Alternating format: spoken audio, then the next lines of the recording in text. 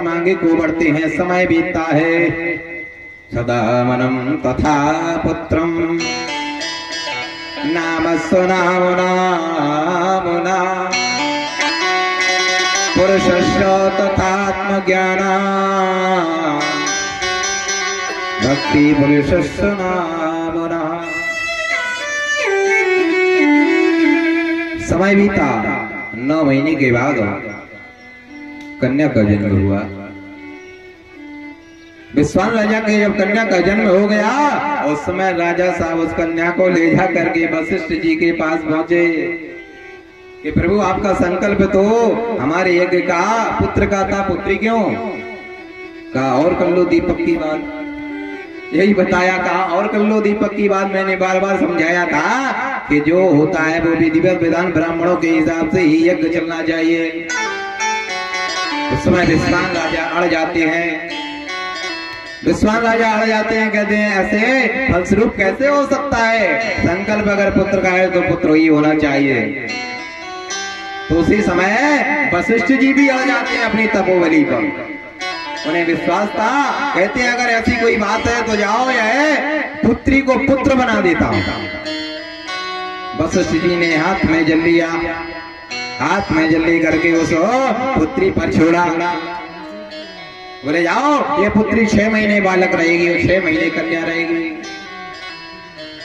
ऐसा कहने पर वह जैसे ही जब छोड़ा, उसी समय वशिष्ठ जी हंस पड़ते हैं।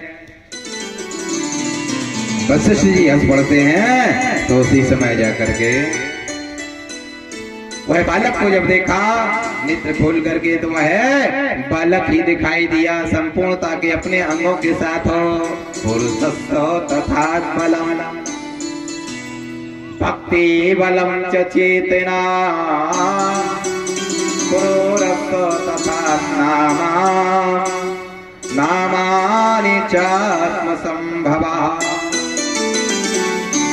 उसका बालक का लाकर के पहले नामकरण संस्कार उस पुत्री का कर दिया था, तो उस पुत्री का नाम स्वयंभू रख दिया था कि स्वयंभू मतलब पृथ्वी पर है यज्ञ करने के कारण प्राप्त हुई, तो इसका नाम है यह। पर अब वशिष्ठ जी के यहाँ जाने पर पुत्र हो गया।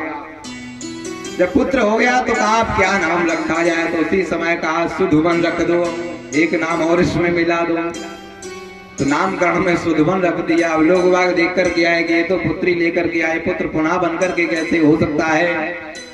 सभी लोग वह मेला देखने के लिए आ जाते हैं। तो सभी लोग वशिष्ठ जी के पास पहुंच जाते हैं, कहते हैं ऐसे प्रभु है हमारे, ये पुत्र को पुत्री भी बना देते हैं, हम भी बनवा लें तो हमें विवाह नहीं करना पड़ेगा। उसी समय मेला सा लग जाता है, कोई पुत्र को ले जाता है, सोचता है हम पुत्री बनवा लेंगे, हमारे यहाँ पुत्री नहीं है। मेला लग जाता है, मेला लग करके इतना भयंकर मेला लग जाता है। जब बच्चे वशिष्ठ जी बाहर निकलते हैं, कुटिया से देखते हैं कि यहाँ तो बहुत विशाल मेला लगा हुआ है। कहा आप लोग कहाँ जा रहे हो? वशिष्ठ जी को कोई पता ही नहीं था कुछ। कहा आप लोग क्या संगम में जा रहे हो स्नान करने के लिए? ये मेला कहाँ जा रहा है? कहा प्रभु आपके पास आ रहा है।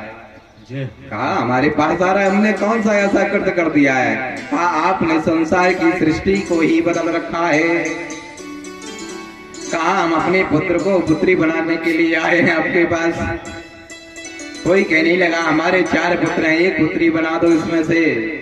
वशिष्ठ जी से कोई कहने लगा कि हमारे 4 पुत्री हैं, एक पुत्र बना दो आप, 3 हमारी पुत्री बनी रहेंगी। वशिष्ठ जी अपने मस्तक को हाथ में देखते हुए लेते हुए मस्तक से स्पर्श करते हैं हाथ को।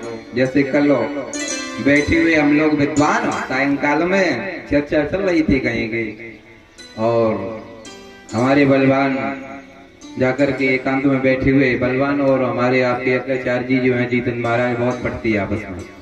तो कोई बात चल रही होगी तो बलवान जी अपना मस्तक पीटने लगते हैं हाथों से। तो हमने कहा क्या हो गया? जब बात सुना कि हाथ उल्लास हो रहा है, तो ऐसे ही वशिष्ठ जी अपने मस्तक को स्पर्श करते हैं हाथों से, पीटते हुए कि अरे अच्छा मैंने ये कृत्य कर दिया, मैंने तो क्रोध में किया ऐसा हो कि किसी प्रकार से राजा मान जाए। माना मेला को इतना देखा कि संगम से भी बहुत बड़ा मेला लग गया। वशिष्ठ जी ने कहा पुत्र और पुत्री से कहीं कुछ नहीं है, यह सब बराबरी है। जो नहीं मानता उसको यह प्रादुर्भाव बताया है कि तपोबल में शक्ति होती है। कभी झूठ नहीं बोलना चाहिए, कभी जानते हुए भी ज्यादा विद्वान नहीं बनना चाहिए, इसीलिए यह कृत बना करके हमने दिया है। तो कहा ठीक है, तो प्रभु हम पर कृपा कर दीजिए, हम सब लोग आए हैं, क्या कहिए। कहा आज से आप यहाँ से मेला प्रारंभ करते हुए माता भगवती का गुणगान कहिए, सभी का भला होगा। उसी समय वशिष्ठ जी ने वहां पे मेला लगा दिया माता भगवती का, और अपार गुणगान होने लगे माता भगवती के। वहां माता भगवती जाकर के विराजमान रूप में वहीं प्रकट हो जाती हैं, प्रकट हो जाती हैं। जहाँ सत्यता होती है वहीं माता भगवती प्रकट होती हैं। प्रकट होने के बाद माता भगवती सभी को आशीर्वाद देती हैं और वशिष्ठ जी को स्वयं आशीर्वाद प्रदान करती हैं कि जाओ, सत्यता न छोड़ने के कारण तुम्हारा फल स्वरूप पुनः प्राप्त होगा। ऐसा कहकर के माता भगवती अंतर ध्यान हो जाती हैं। उसी दिन से वशिष्ठ मेला के नाम से वह मेला जागृत हुआ। वह मेला आज भी उज्जैनपुरी में मेला के रूप में, वशिष्ठ मेला के रूप में चल रहा है। माघिम तथा स्वरूपम शक्ति स्वरूपम च चेतना, चेतनस्य तथा राजन राजस्व भक्तिमान भवेत्।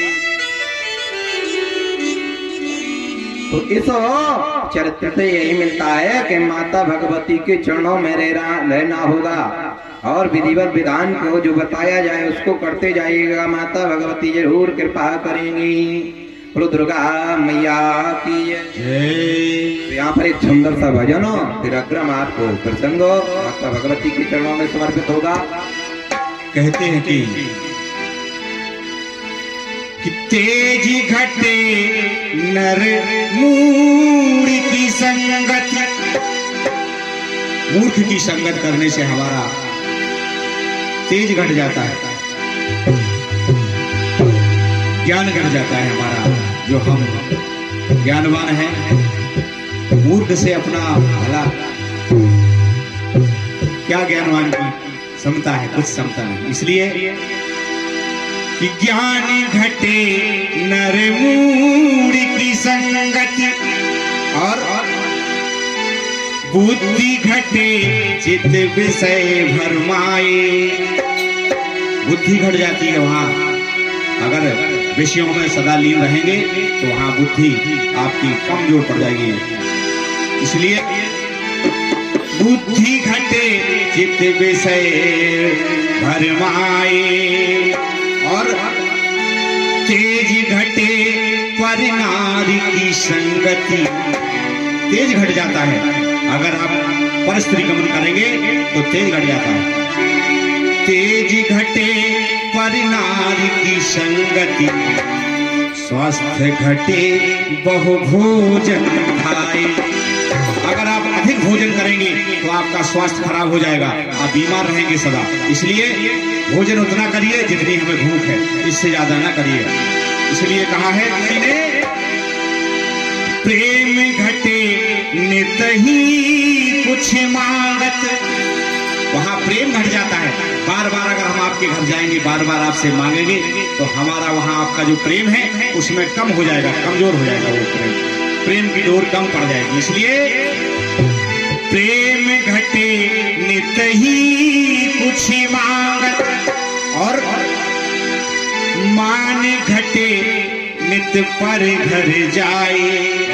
और मान घट जाता है, बार बार अगर हम आपके घर आएंगे, बार बार आएंगे, प्रथम बार आएंगे तो आप हमें बैठने को कुर्सी देंगे, बैठने को आप चौकी लगाएंगे। लेकिन जब हम बार बार रोज आएंगे तो आप ये कह देंगे भैया बैठ जाइए, कोई ना पानी पिलाएगा, कोई पानी पिलाने वाला भी नहीं मिलेगा। इसलिए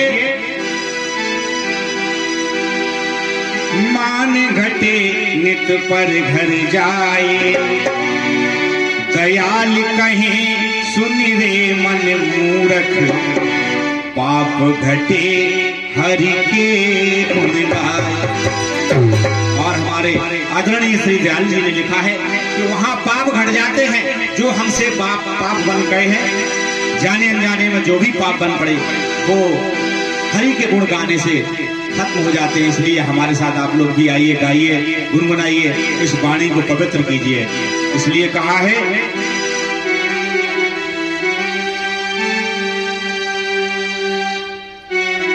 हे मैया तेरी साधना ही मेरी जिंदगी हो, तेरी साधना ही मेरी जिंदगी हो, रजा हो जो तेरी हो मेरी खुशी हो, रजा हो जो तेरी हो मेरी खुशी हो। हे मैया जो तेरी रजा है बस वो ही मेरी खुशी है। जैसा तू नचाना चाहे हम भक्तों को बस वैसे ही नाचता रहूं, बस इसी में मेरी खुशी है। तेरी साधना ही, तेरी साधना ही मेरी जिंदगी हो, तेरी साधना ही मेरी जिंदगी हो, रजा हो जो तेरी हो मेरी खुशी हो, रजा हो जो तेरी हो मेरी खुशी हो, रजा हो जो तेरी हो मेरी खुशी हो।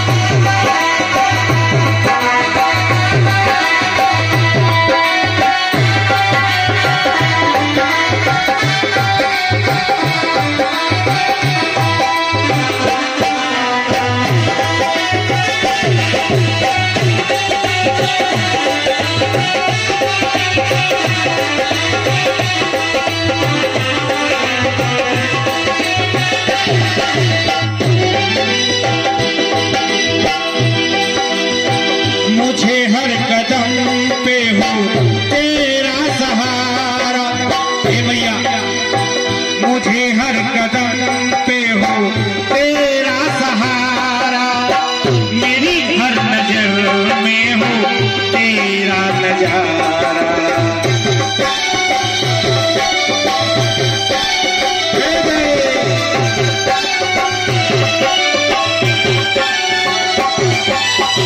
मुझे हर कदम पे हो तेरा सहारा, मेरी हर नजर में हो तेरा नजारा। हे भैया मेरे दिल में हरदम, मेरे दिल में हरदम तेरी लौकी हो, मेरे दिल में हरदम तेरी लौकी हो, रजा हो जो तेरी हो मेरी खुशी हो, जो तेरी हो मेरी खुशी हो, रजा हो जो तेरी हो मेरी खुशी हो।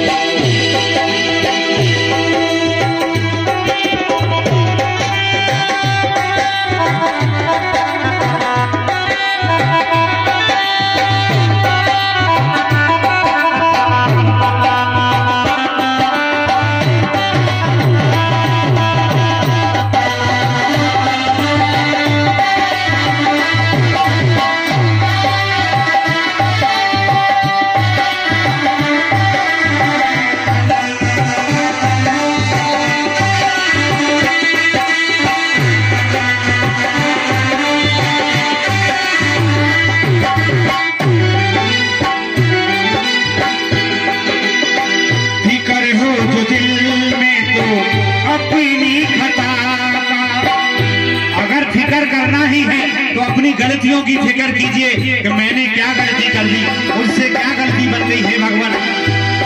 जब भी आप सोने से पहले आप एक बार जरूर आत्मचिंतन करें कि आज मैंने क्या अच्छा किया है, क्या बुरा किया है। फिक्र हो जो दिल में तो अपनी खता का, फिक्र हो जो दिल में तो अपनी खता का,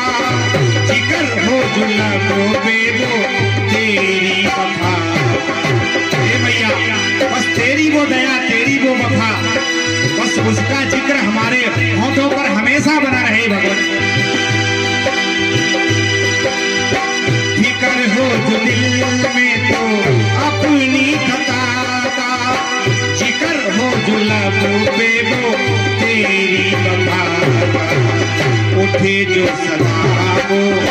ये दोनों हाथ जब भी उठे भगवान, जब भी उठे मैया, बस तेरे जयकारे के लिए उठे। उठे जो सदा वो, उठे जो सदा वो, तेरी बंदगी हो। उठे जो सदा वो, तेरी बंदगी हो। रजा हो जो तेरी हो, मेरी खुशी हो। रजा हो जो तेरी हो, मेरी खुशी हो। रजा हो जो तेरी हो, मेरी खुशी हो।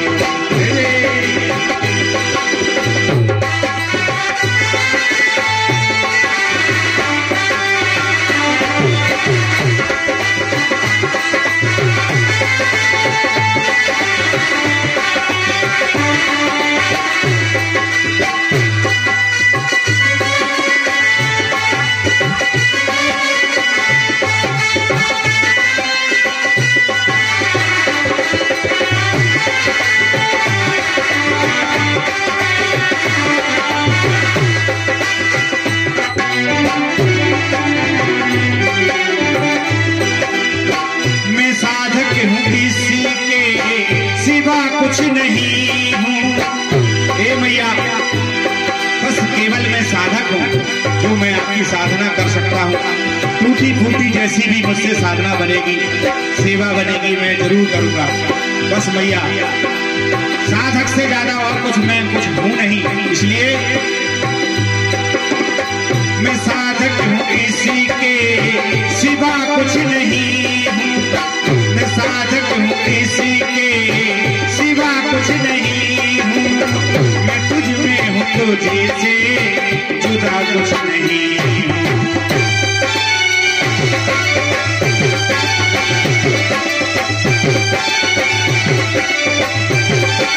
जय जय। मैं साधक हूँ, इसी के सिवा कुछ नहीं हूँ। मैं तुझ में हूँ, तुझे से जुदा कुछ नहीं। क्योंकि हे मैया, जो भी इस रक्त मांस का ये जो लोथड़ा है, ये सब माँ का दिया हुआ तो है, इसलिए भला ये माँ का ही अंश है। इसलिए यही गीत लगो पे, यही गीत लगो पे मेरे हर घड़ी हो। यही गीत लगो पे मेरे हर घड़ी हो। रजा हो जो तेरी हो, मेरी खुशी हो। रजा हो जो तेरी हो, मेरी खुशी हो। तेरी साधना है मेरी जिंदगी हो। तेरी साधना है मेरी जिंदगी हो। रजा हो जो तेरी हो, मेरी खुशी हो। रजा हो जो तेरी हो, मेरी खुशी हो। रजा हो जो तेरी हो, मेरी खुशी हो। मेरी खुशी हो, मेरी खुशी, मेरी खुशी, मेरी खुशी। बोलिए राधा रानी सरकार की, दुर्गा मैया की। इस प्रकार से वशिष्ठ जी का मेला माता भगवती के नाम पर चलने लगा। उसी दिन से अनेक लोग वहाँ पर 1 महीने के लिए तपस्या के लिए जाने लगे और वशिष्ठ जी की मूर्ति बना करके स्वयं माता भगवती के चरणों में आराधना करने लगे और वशिष्ठ जी को सभी लोग गुरु मानने लगे। और इधर क्या कृत बनता है, उस बालक जब बड़ा हुआ सुधवन, तो उस बालक को स्वयं जब पता लगा कि हमारे ऊपर गुरुदेव की कृपा है और हम पहले कन्या थे, हम फिर बालक हुए हैं, क्योंकि जब बड़ी संतानें हो जाती हैं तो पता लगने लगता है कि हमारे कौन पिता हैं, कौन माता है, और हमारे साथ क्या क्या कृत रहा। ये बाल अवस्था की बातें लोग करने लगते हैं, है ना, करते हैं। जैसे हमारे विवेक महाराज जी करते हैं कि महाराज जी आपको याद है एक बार हम और आप घूमने गए थे विदाउट टिकट, तो हमने कहा हमें तो याद है पर आप तो पकड़ गए थे, हम तो निकल आए थे। अब ये पकड़ गए तो हम भी खड़े हैं। हमने कहा विवेक महाराज पकड़ गए तो अकेला जाना भी ठीक नहीं है, उसके बाद हम भी चीटी के पास पहुंचते हैं तो हम भी पकड़ जाते हैं, हम भी पकड़ जाते हैं तो हम लोगों ने सच सच बताया कि रुपए हमारे पास 150 थे तो हमने लिए ही नहीं 50 कटे।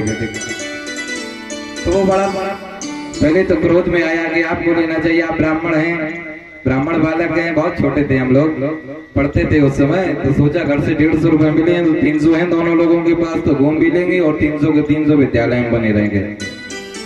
तो हम लोगों ने बनारस का टिकट लिया ही नहीं। उस समय लगभग शायद 55 या 50 का आता था कानपुर से। उसके बाद फिर वहां पकड़ जाते हैं विवेक महाराज जी, हम निकल जाते हैं, फिर पुनः आप टीटी के पास पहुंचते हैं और कहते हैं कि भैया ये 300 रुपए हैं, काट लो इसमें से। कहते हैं काटने की बात नहीं है, इसका आप जानते हो जुर्माना, जहाँ से ट्रेन चलती है वहीं से टिकट लगता है विदाउट टिकट वाले। अब वो ट्रेन वो मुंबई से आती थी तो और उसने बनाया तो 750 का बना, तो हम लोगों के पास 600 ही रुपए थे।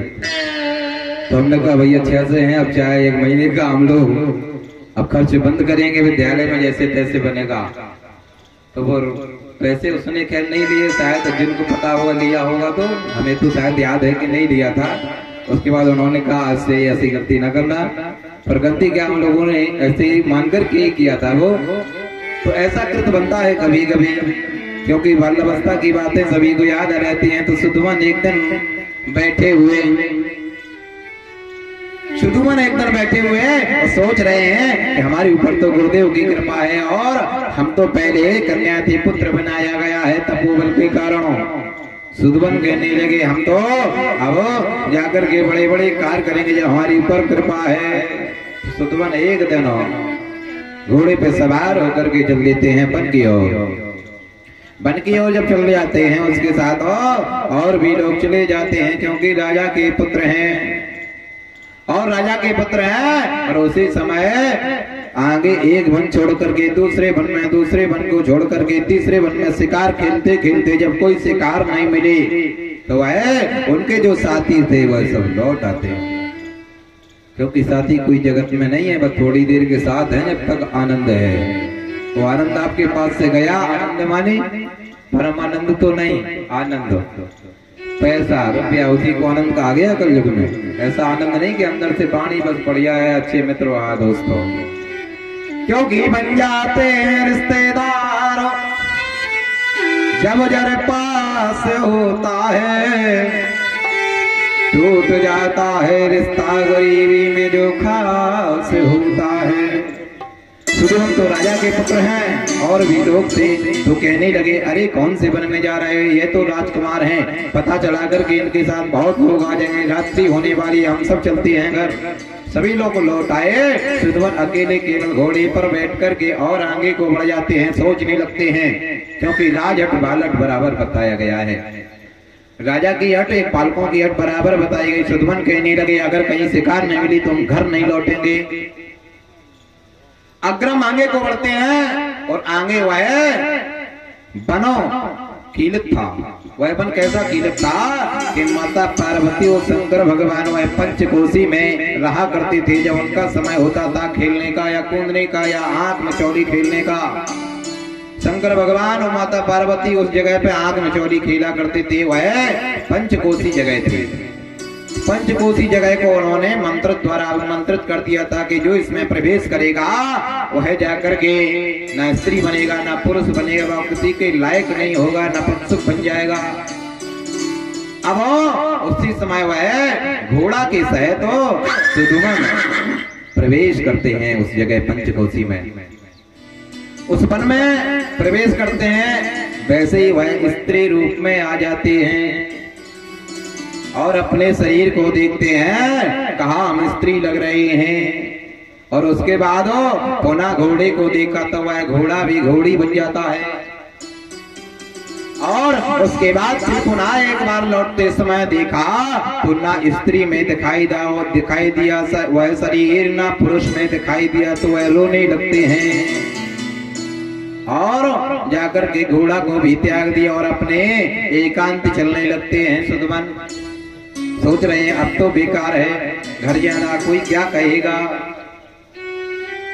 सुधुमन चलते चलते और पंचकोशी को पार करते हुए बुद्ध के स्थान पर पहुंच जाते हैं। महात्मा बुद्ध वहां रहते थे, नवग्रह वाले बुद्ध नहीं, महात्मा बुद्ध। महात्मा बुद्ध वहां रहा करते थे। तो महात्मा बुद्ध वहां तपस्या कर रहे थे। महात्मा बुद्ध ने जब यह देखा चरित्रों कि यह कोई राजकुमार हैं और इनको कोई श्राप लगी हुई हो, मुझे लगता है ये पंचकोशी के अंदर प्रवेश होने के कारण यह कृत्य बना होगा। सुदुमन को देख करके वह समझ जाते हैं। महात्मा बुद्ध वहीं पर जाकर के बैठा लेते हैं। कहते हैं आप हमारे पास रहिएगा, आप हमारे पास रहिएगा और आप हमारे पास ही रहिएगा, मेरी सेवा करिएगा और जड़ी बूटियों को रखिएगा, हवन पूजन की सामग्री लगाया करो, आप चिंता ना करो, आपका शरीर स्वच्छ एवं सुंदर हो जाएगा। एक दिन बैठे हुए महात्मा बुद्ध कहते हैं कि आप संकल्प बेटा लेकर के एक बार माता भगवती की संपूर्ण चरित्रों को आप सुन लीजिए, आपका पुरुष तत्व आ जाएगा। उसी समय सुदमन बैठे हुए कहते हैं ठीक है आप सुनाइएगा, हम तो वैसे भी आपके चरणों में ही हैं और हम आपके पास भी रहेंगे हमेशा। ऐसा कहने पर महात्मा बुद्ध श्रीमद्देवी भागवत को सुनाने लगते हैं, सुदुमन पान करने लगते हैं, संपूर्ण देवी के चरित्रों को सुनाया। उसी समय पुरुष तत्व लौट आया माता भगवती की कृपा से और पुनः सुदुमन उसी रूप में आ गए जैसे राजकुमार लगते थे।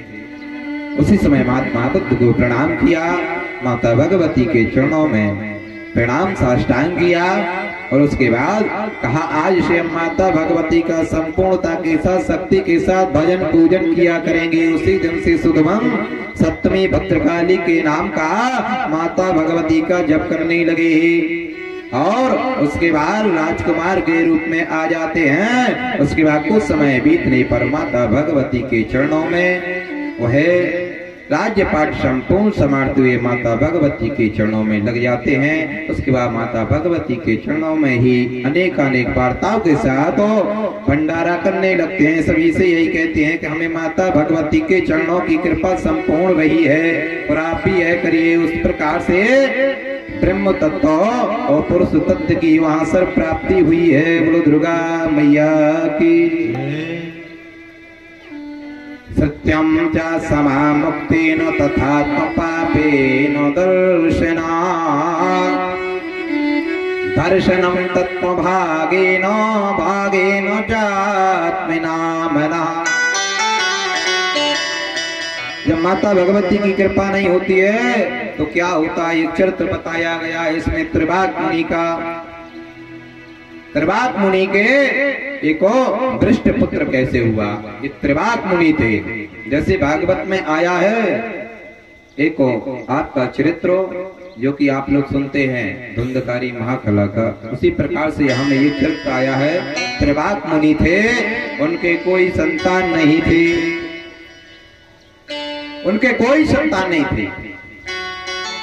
वह बड़े ज्ञानी थे और माता भगवती के बहुत बड़े भक्त थे। जहां भी जाते थे माता भगवती की ही वार्ता करते थे और रोज नित्य प्रति 9 दीपक लगाते थे। जो माता भगवती के 9 दीपक लगाता है नित्य प्रति, उसको संपूर्णता के साथ माता भगवती कृपा करती हैं। जब भी नवरात्र पड़े 9 दीपक पृथक पृथक लगाना चाहिए, सभी को ये बताया गया है नियम संपूर्णता के साथ। उस पर माता संपूर्ण कृपा करती हैं और 9 दीपक लगाते थे। ऋषिराज माता भगवती की बहुत बड़ी कृपा थी, माता भगवती को बहुत मानने वाले त्रिवाक मुनि बहुत मानते थे। मानने के कारण क्या, उनके कोई संतान नहीं थी, तो एकदम बैठे हुए अपने यजमानों के साथ कहने लगते हैं कि अब तो आज के बाद हमें लगता है अब धीमे धीमे हमारा शरीर जर्जर हो रहा है, अब हम पे पूजा पाठ भी नहीं होता है, आपका कौन कार्य करेगा। यज्ञेन तत्महाबलम पुरुषस्वचात्मना मुना मुनि पुत्रस्य भागेन पुत्रस्वचात्मजन्मनः। कहा कोई पुत्र नहीं है, अब यजमानों का काम कैसे चलेगा? कोई पुत्री भी नहीं है कि उसका पुत्र हो जाता। कहा कैसे क्या किया जाए? तो उसी समय वह जाकर के माता भगवती की आराधना करते हैं। माता भगवती की आराधना करते करते एकदम संत महात्माओं के बीच में पहुंच जाते हैं। संत महात्माओं के बीच में त्रिवाक मुनि पहुंच जाते हैं और कहते हैं हमारे कोई पुत्र नहीं है, ऐसा प्रभु कृपा करिए जिससे पुत्र की प्राप्ति हो। उसी समय किसी ने अनुष्ठान बता दिया, किसी ने कुछ बता दिया, किसी ने भगवान शंकर की पूजा बता दी। जो जैसा इष्ट था वो वैसे ही पूजा बताने लगे सभी संत महात्मा और कहने लगे जरूर होगा। सामने से आ रहे एक संत महात्मा कहने लगते हैं अरे ऋषि राज के तो कोई संतान नहीं है सुख में, और आप लोग अनेक बातें बोलते चले जा रहे हो। कहा सुख ही नहीं है संतान का। तो कहा फिर कैसे क्या होगा? कहा बस तपस्या करते रहे, शायद कृपा हो जाए। तो उसी समय कहा कि जाओ नित्य प्रति आप माता भगवती के चरणों में दीपक जलाना, कृपा होगी। उसी समय वह आते हैं, घर में आकर के ऋषिराज ऋषि पत्नी को बताते हैं। कहा महात्मा लोगों ने बताया है दीप दान करना है माता भगवती के चरणों में नित्य प्रति। कहा दीप दान करने से हमारी पुत्र की प्राप्ति होगी, माता भगवती कृपा करेंगी। ऋषि पत्नी उसी प्रकार से सुनकर के हाँ कर देती, पर कुछ करती नहीं थी कभी। तो कहा आपने क्या दीप दान स्टार्ट कर दिया है? कहा हाँ बिल्कुल, बस एक दिन किया और बंद कर दिया। ऋषिराज जब भी पूछते हैं कह देते हैं हाँ बिल्कुल हम दीप दान कर रहे हैं। और ऋषि पत्नी ने बंद कर दिया। कहा मेरी संतान होगी, कष्ट होगा, कष्ट होने के बाद मेरे घर में अनेकानेक संपत्ति का बंटवारा करने के लिए लोग आ जाएंगे और ससुराल होगी मेरी पुत्र की, वह ले जाएंगे। ऐसे ऐसे विचार बनाती हुआ है। ऋषि पत्नी ने कुछ नहीं किया, केवल एक दिन ही दीपक जलाए। ऋषिराज ने जब पूछा उसी समय कहा आपके दीपक क्या संपूर्ण संकल्पित हो गए हैं? त्रिवाक मुनि कहने लगे। उसी समय ऋषि पत्नी कहने लगी हाँ संपूर्ण 41 दिन हो गए हैं, माता भगवती हमारे ऊपर कृपा करेंगी। तो कृपा तो हुई, पर एक दिन ही दीपक जलाए तो क्या कृपा हुई देखिए आप। बताया भी गया है कि साथी है मित्र गंध के जल बिंदु पान तक अर्धांगिनी रहेगी तो केवल मकान तक। साथी है मित्र गंध के जल बिंदु पान तक, साथी है मित्र गंध के जल बिंदु पान तक, अर्धांगिनी बढ़ेगी तो केवल मकान तक। हमारी धर्मपत्नी जो हमारा साथ देती है वो केवल मकान की दहलीज पर देगी, इससे आगे नहीं। और परिवार के सब लोग चलेंगे श्मशान तक। परिवारी जन हमारे साथ है, हमारा साथ केवल शमशान घाट तक देते हैं, इससे आगे नहीं। परिवार के सब लोग चलेंगे श्मशान तक, बेटा भी हक निभाएगा तो अग्निदान तक। हमारा जो पुत्र है हमारा साथ केवल अग्निदान तक देता है, इससे आगे नहीं। इससे आगे अगर कुछ जाता है तो हमारा किया हुआ भजन जाता है। इसलिए जब भी जहां भी जिस घड़ी में आपको समय मिले, एक घड़ी आदि में पुण्याद भगवान का जरूर नाम स्मरण कीजिए, माता रानी का नाम स्मरण कीजिए। कहा है कि इससे तो आगे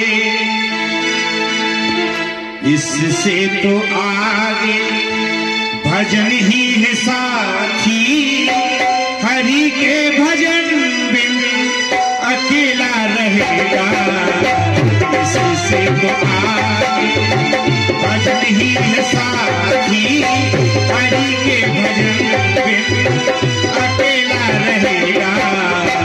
रे मन के 2 दिन का, रे मन के 2 दिन का मेला रहेगा।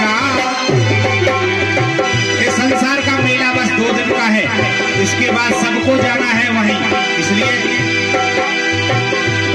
मन के 2 दिन का मेला रहेगा, कायम जग का झमेला रहेगा। मन के 2 दिन का मेला रहेगा, कायम जग का झमेला रहेगा। इससे तो आगे, इससे तो आगे कहा है किसी ने कि राम नाम रूपी हमारा ये क्या है, हमारी अंतिम यात्रा करने का हमारे पास ये टिकट है, हमारे पास जिसको मैं संभाल कर रखना है हमें। अगर अंतिम यात्रा सुगमता से करनी है तो राम नाम रूपी टिकट को अपने पास संभाल कर रखिए, तो आपकी सुगमता से यात्रा होगी। जैसे कि इस संसार में अगर हम यात्रा करते हैं बस से, ट्रेन से, तो हमें टिकट लेना पड़ता है। अगर विदाउट टिकट पकड़े जाएंगे तो जेल भी जाना पड़ता है। इसलिए अगर अंतिम यात्रा हमें सुगमता से करनी है तो राम नाम रूपी टिकट अपने पास रखिए, आपको कोई नहीं पकड़ सकता। इसलिए राम नाम चित धर को ज्योति, राम नाम चित धर को, राम नाम चित धर को ज्योति, राम नाम चित धर को, राम नाम चित धर को ज्योति, राम नाम चित धर को, राम नाम चित धर को ज्योति, राम नाम चित धर को। आगल जन्म पाछलो तेरो, तो जन्म सुधर दो। अगर राम राम का अपने स्मरण किया है तो 2 जन्म सुधर जाते हैं। इसलिए आगल जन्म पाछलो तेरो, तो जन्म सुधर दो।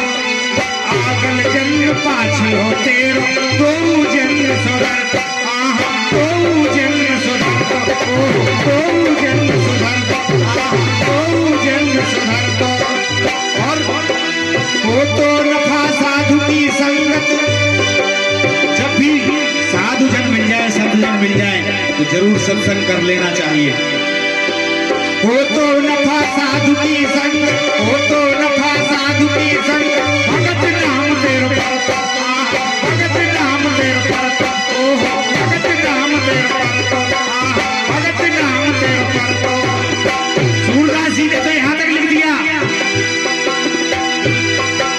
सूरदास बलिहारी श्याम, सूरदास बलिहारी श्याम, कौन फेंट पकड़त हो ज्योति, राम नाम चित धर को, राम नाम चित धर को, राम नाम चित धर को, राम नाम चित धर को ज्योति, राम नाम चित धर को, राम नाम चित धर को ज्योति, राम नाम चित धर को, राम नाम चित धर को, राम नाम चित धर को, राम नाम चित धर को, राम नाम चित धर को ज्योति, राम नाम चित धर को, राम नाम चित धर को ज्योति, राम नाम चित धर को, राम नाम चित धर को ज्योति, राम नाम चित मैया उसी समय क्या कृत बदलता है, बता दिया, झूठा बता दिया ऋषि पत्नी ने। कहा बिल्कुल कृत्य चल रहा है। समय बीता, माता भगवती की कृपा हुई। एक दिन के दीपक का प्रभाव आप देखिए, माता भगवती की कृपा हुई और बालक उत्पन्न हुआ। ऋषिराज के यहाँ तांता लग गया, सभी लोग आने लगे कि बहुत अवस्था बीतने पर ऋषिराज दुर्भाग्य मुनि के यहाँ पुत्र की प्राप्ति हुई है। सभी यजमान आने लगे, सभी संत महात्मा आने लगे।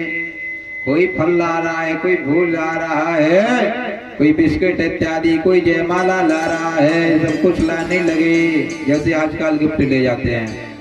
अब तो आजकल ये नियम बन गया है, तो चलते चलते लोगों को याद आ जाती है, उन्होंने कहा जन्मदिन है, चलो भैया केक मंगाओ, कहो पुल पे ही लग करके कटने लगे। ऐसा अक्सर फोटो देखने को आपको मिलता है सभी को। तो मनाना चाहिए, परमात्मा भगवती के चरणों में मनाना चाहिए, परमात्मा के चरणों में मनाना चाहिए, ऐसी जगह मनाना चाहिए जिससे आपको आशीर्वाद मिल सके, आपकी आयु बढ़ सके, आपकी परमात्मा कृपा करे। ऐसे नहीं जहाँ जाए उसको ये तो ये कलयुग का प्रभाव है, लेकिन कलयुग को प्रभाव अपने प्रभाव से जोड़ सकते हो। उस प्रकार से महोत्सव मनाया गया। मनाने के बाद जब वह बालक बड़ा हुआ तो क्या कृत देखा, कृतेन तत्म पापेन कुलस्य तथात्मना मुनि पुत्र राजनाना राजस्व चापि चेतनः। वह बालक जब बड़ा हुआ तो कैसा कहने कैसी बातें करता, जैसे राजा लोग बातें करते हैं बड़ी बड़ी, अरे ये हो जाएगा, अरे वो हो जाएगा। तो ऋषि राज ने एक दिन समझाया बैठा करके कि तुम्हारे यहाँ यजमानी होती है, यजमानी की तरह बात किया करो, ये ना किया करो, ये हो जाएगा, वो हो जाएगा, ये महल बन जाएगा, ये पिताजी यहाँ रहेंगे, ये माता जी वहां रहेंगे। क्रोध आ गया, श्री ऋषि राज को क्रोध आया तो उसी समय एक थप्पड़ जड़ दिया। उसी समय वह ऋषि पुत्र निकल जाता है, कहता है आज से हम घर नहीं जाएंगे, और घर वो नहीं गया। ऋषि पत्नी कहने लगे आपने मेरे पुत्र को घर से निकाल दिया। उसी समय आपस में और क्रोध हो जाता है ऋषिराज ऋषि पत्नी के।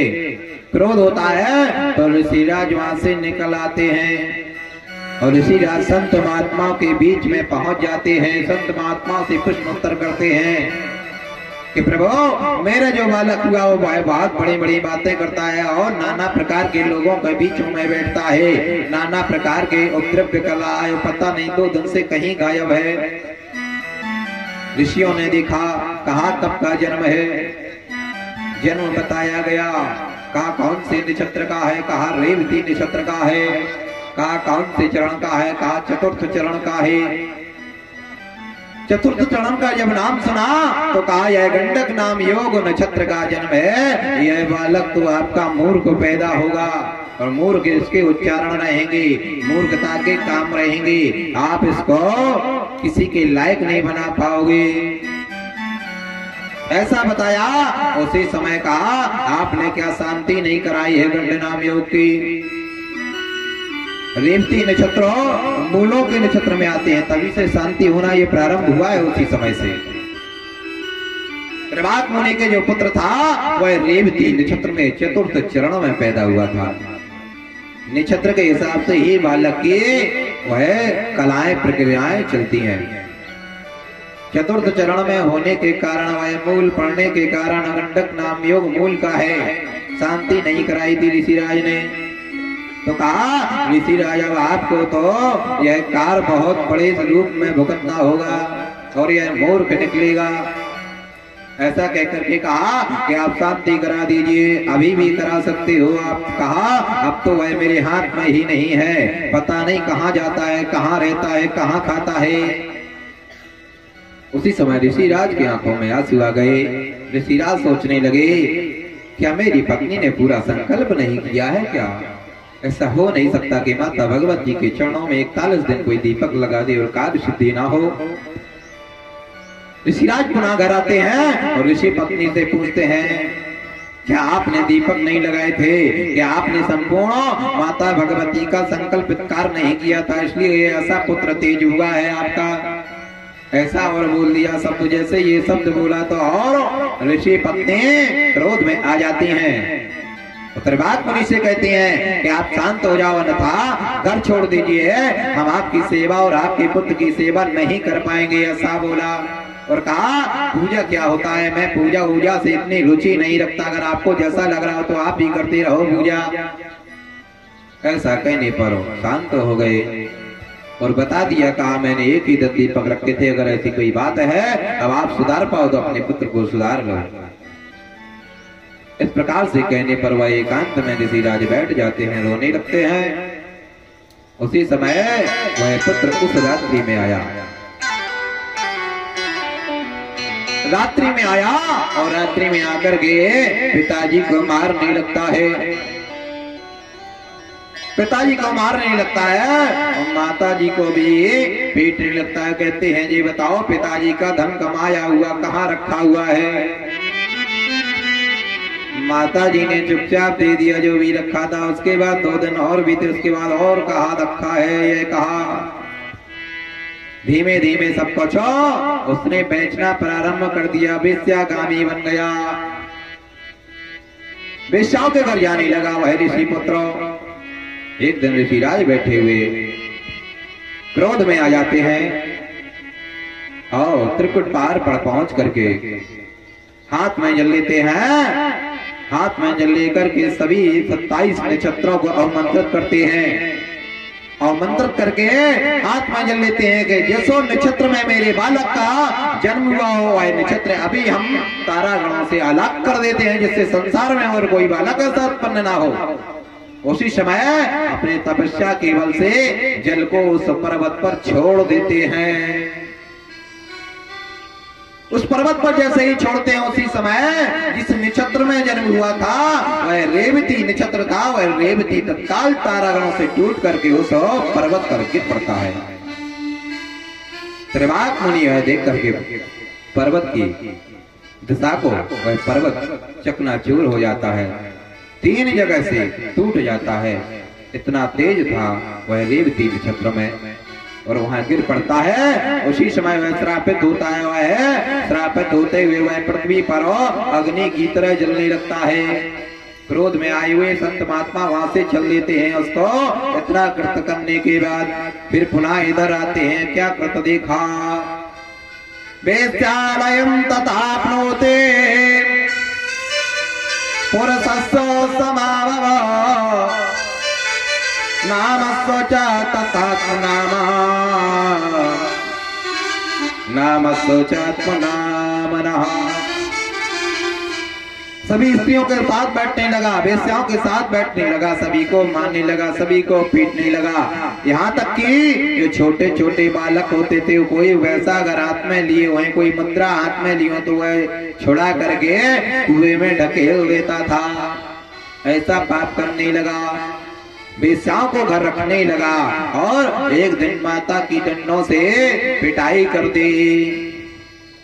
माता की डंडों से पूजा की, लातों से गुरु सत्कार किया, घर का जेवरो जंगर सारा सोवंताड़ा किया। इस प्रकार से वह पृथक पृथक क्या करने लगा, वह सब पीट पीट करके धन ले गया, अपने घर को पूरा खाली कर दिया, वेश्याओं के घर में रहने लगा।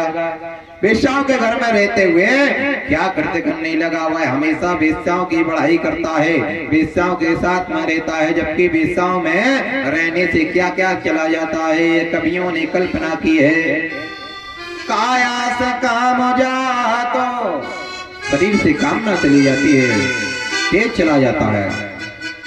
गांठी से दाम जातो